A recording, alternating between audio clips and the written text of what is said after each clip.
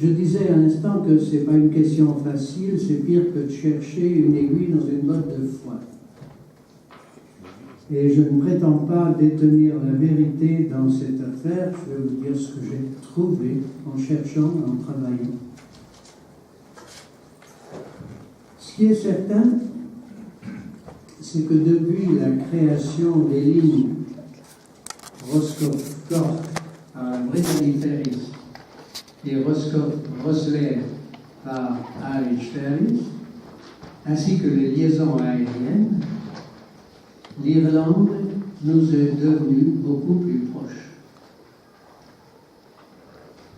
L'engouement pour la musique irlandaise, la popularité de la Saint-Patrick et l'impression de partager une culture celtique commune ont beaucoup fait pour nous rapprocher.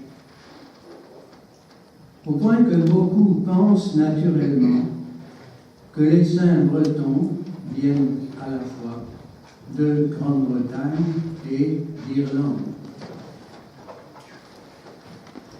Alors le propos de mon exposé, c'est d'essayer d'y voir un peu plus clair et de se demander si les saints irlandais ont fortement contribué à la christianisation de la Bretagne, principalement au VIe et au VIIe siècle.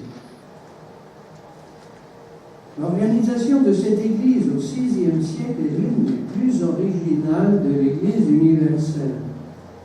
Et c'est elle qui prévaudra chez nous.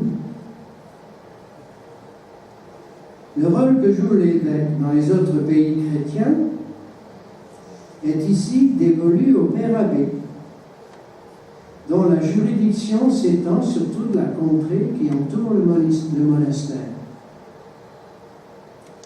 L'abbé peut être revêtu de cette dignité épiscopale, ou bien bénéficier dans son monastère du concours d'évêque de claustro qui relève de son autorité.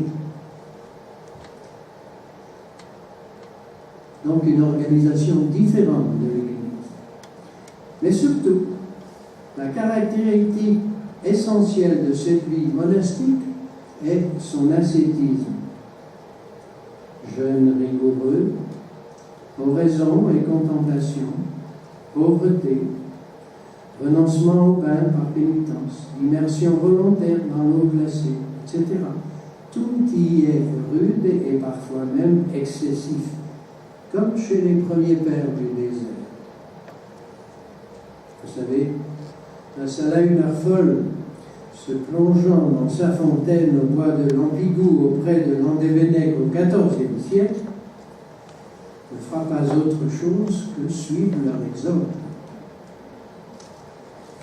De là, le merveilleux, l'atmosphère fantastique où baignent certains récits.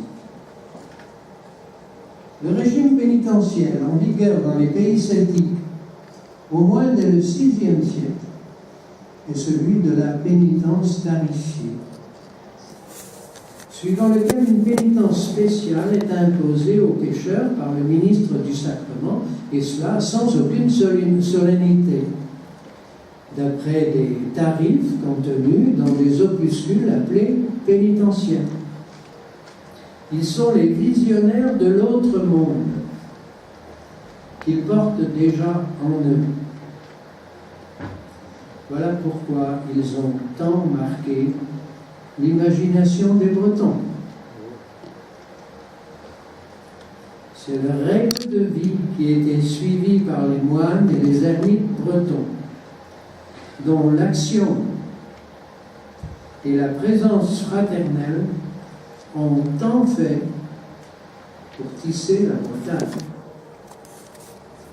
Nous leur devons bien plus que nous le pensons.